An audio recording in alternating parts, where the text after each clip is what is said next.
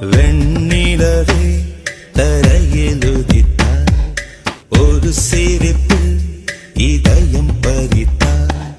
நீ எனது கனவில் வரவே எழாமல் இருக்கிறேன்.